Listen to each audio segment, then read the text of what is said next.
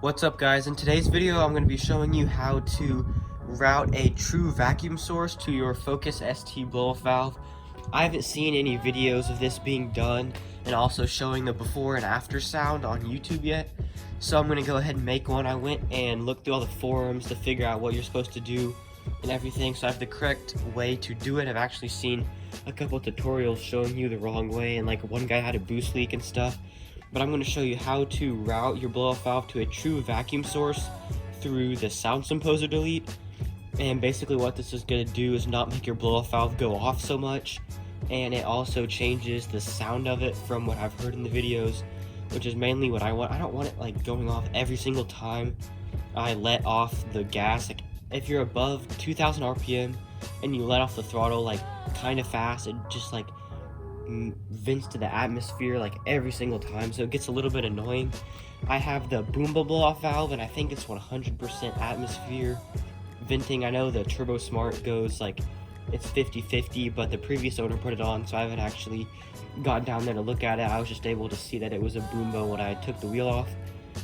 But the first thing you're going to need is a sound sumposer delete with a vacuum port.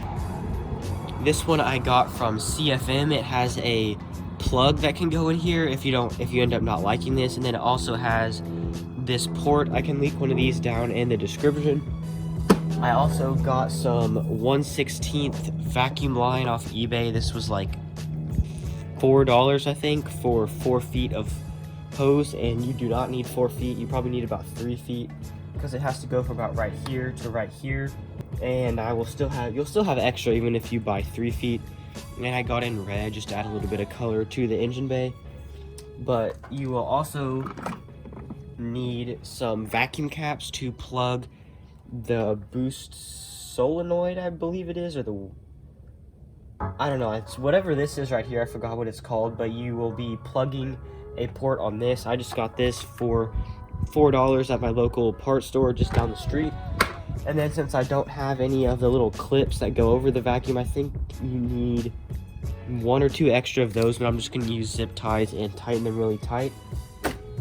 So the first thing you'll need to do is take your vacuum line and your sumposer delete, and then just put this in like this. It's a lot easier to do. Make sure this port is in and the O-ring is on the opposite side like this. This makes it a lot easier when putting it in. There's 2 8mm bolts down here. If your sound sumposer is still in there, just remove these bolts and you remove the hose that goes all the way up here. And the kit comes with a plug right here, but I already have the sound sumposer delete. It just doesn't have this port, so I'm just going to be replacing them. It's just 2 8mm bolts. That's all you have to do, and this thing is clipped in and you can just take it out like that. But once you have your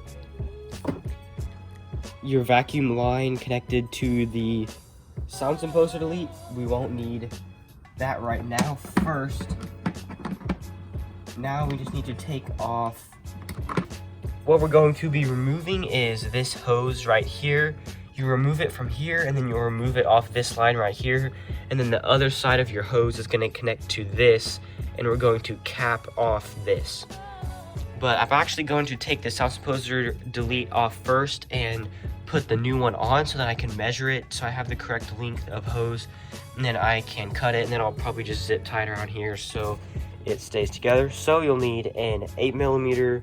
These are both 8mm bolts right here.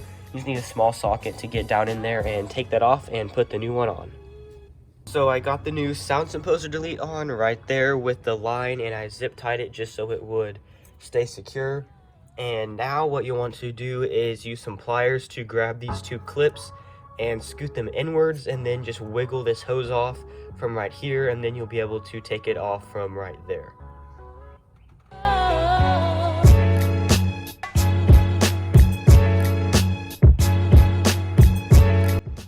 So you can see here that I removed this little black hose. I had to put some WD-40 down in between this one because it was really hard to get off. And I capped off this part right here just with some vacuum caps that I bought at my local parts store.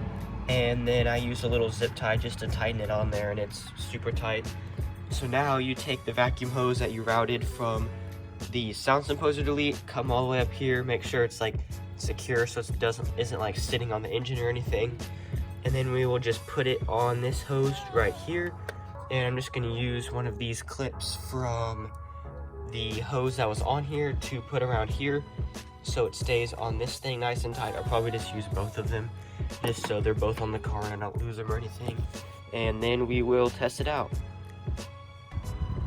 So here's what it looks like when it's finished. That is capped off, and then this hose is ran to the vacuum line, which goes into this line, which I believe goes all the way down behind here to the blow-off valve. So let's go ahead and start it to check and make sure that there's no vacuum leaks or boost leaks, and then we'll see when with the actual true vacuum source, when it actually, the blow-off valve actually vents to the atmosphere.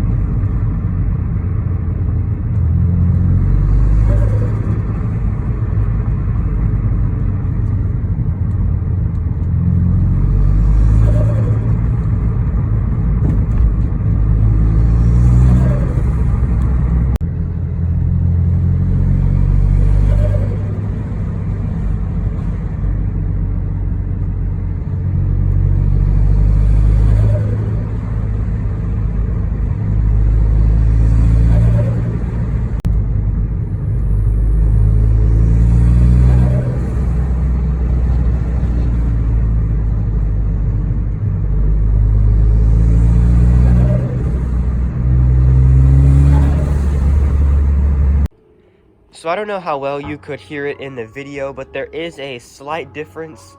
It's almost like instead of every time you let off the throttle, even at low RPM, it's not loud all the time, so it kind of goes off a similar time. I would say you probably, like, you'll definitely be able to, you'll have to see the boost gauge move up a little bit before it'll blow off instead of just every single time you let off the gas, but it's also a lot quieter whenever you're not actually building that much boost. And I also felt like it was holding boost a little bit better. Like, I don't really know why, but it felt like whenever I pulled and like floored it, it held boost a little bit better and kind of, I don't know, I felt a little bit more torque. I don't know if I'm just thinking that, but it did feel like it held boost a little bit better. So maybe the true vacuum has something to do with not letting it vent while you're under throttle. I don't really know, but you can see a little red line right down there. but it doesn't make a ton of a difference if you have the Boomba blow-off valve, which I eventually want to switch to another one, maybe like the Go Fast Fits one or the Turbo Smart one, because it is 50-50, so the blow-off valve will actually sound a lot different. Instead of it forming like a psh noise, it'll kind of make like, I don't know, a different type of noise, and you'll also get a little bit more flutter with those type of blow-off valves. So I'm probably going to switch to those eventually, but that's not really high on my priorities list right now for the car. But you do get a little bit more flutter just when the blow-off valve doesn't go off. But it does make a difference if you're wanting your blow-off valve to be quieter and not go off as often. But that's about it. Thanks for watching. Please like and subscribe, and I'll see you in the next video.